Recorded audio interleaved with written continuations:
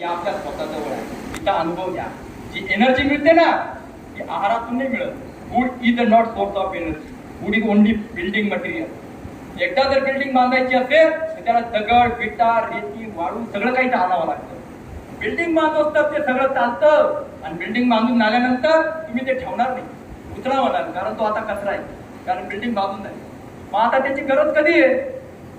ज्यावेळेस बिल्डिंगची तूट फूट होईल कुठंतरी काहीतरी, तेव्हा त्याची गरज. त्याप्रमाणे माझं शरीर जे असतं ते पूर्ण व्हायला 25 वर्ष प्रकृती घेते. 25 वर्षानंतर या शरीराला आहाराची गरज फक्त रात्री असणार. अन्न हे शरीर निर्मितीचं कारण आहे आणि पेशींची झीज भरून काढण्यासाठी दिलं जातं. जर शरीराला अन्नातून शक्ती मिळाली असती तर प्रत्येकाने दिवसभरामध्ये 4 ते 5 वेळा जेवण केलं असतं, पोटभर खाल्लं असतं. जेवढं जास्त खाल्लं तेवढी जास्त शक्ती मिळाली असती. नॅचरली पहिले वर्क, मग फूड आणि मग रेस्ट आहे. पण सकाळी उठल्यानंतर किती जण असे आहेत त्यांच्या डोक्यामध्ये पंचपापांना खायची इच्छा होते. अरे तुम्ही प्रत्येक जण नॅचरली कामाकडे लक्ष देतात. प्रत्येक जण म्हणता पहिले कामं उठून घेऊ आणि कामातून आलेले जो झीज असते पेशींची म्हणून काढायला जेवण असतं. आणि ते जेवल्यानंतर मग शरीर काय इंडिकेशन देतं? झोपण्यात.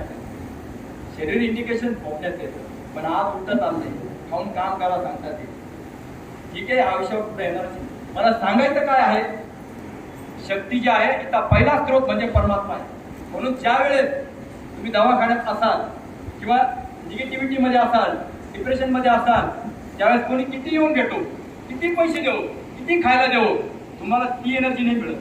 जेव्हा तुम्हाला तुमचा एखादा आवडता व्यक्ती समोर येतो त्यावेळेस तुमचा कण मोहित होतो, उल्हासित होतो, तुमची एनर्जी वाढायला लागते, तुम्ही दुःख विसरता. पॉवरफुल आहे.